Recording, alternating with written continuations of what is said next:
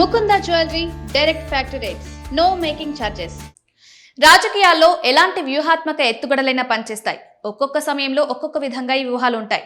తాజాగా జనసేన నియోజకవర్గాల వారీగా పాలిటిక్స్ ను ముందుకు తీసుకువెళ్లాలని నిర్ణయించింది. అవి కూడా పార్లమెంటు స్థానాలను దృష్టిలో పెట్టుకుని చేరికల కమిటీలను ఏర్పాటు చేశారు. అదే సమయంలో జనసేన పాత నాయకులకు ప్రాధాన్యం ఇవ్వాలని నిర్ణయించారు. ఇవన్నీ నియోజకవర్గాల వారీగా చేపట్టే చర్యలే. రాష్ట్ర వ్యాప్తంగా రాజకీయాలు చేయాలని పార్టీలు భావిస్తాయి.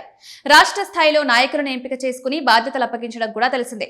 అయితే తొలిసారి జనసేన మాత్రం పార్లమెంటు నియోజకవర్గాలను ప్రాతిపదికగా చేసుకుని రాజకీయాలకు శ్రీకారం చుట్టింది. దీనికి ప్రధాన కారణం రాష్ట్ర స్థాయి కంటే కూడా క్షేత్రస్థాయిలో నాయకులకు ప్రాధాన్యమిస్తే పార్టీ మరింత బలంగా ముందుకు సాగుతుందన్న కీలక సూత్రమే కారణం.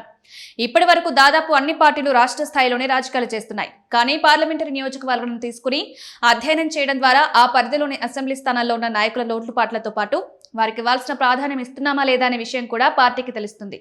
ఇదే ఫార్ములాను జనసేన అనుసరిస్తుంది. తద్వారా జెండా మోసిన వారికి మరింత అవకాశం లభిస్తుందని జనసేన అధినేత చెప్తున్నారు.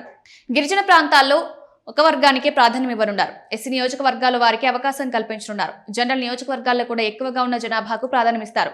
అటు పార్టీలోనూ ఇటు పదవుల విషయంలోనూ ఇలా చేయడం ద్వారా క్షేత్రస్థాయి నాయకులు తాము ఎదగాలన్న కసి మరింతగా పెరిగి అది అంతిమంగా పార్టీని డెవలప్ చేసుకునేందుకు ఉపయోగపడుతుంది. ఈ వ్యూహంతోనే జనసేన క్షేత్రస్థాయి రాజకీయాలకు ప్రాధాన్యం ఇస్తోందని విశ్లేషకులు అభిప్రాయపడుతున్నారు.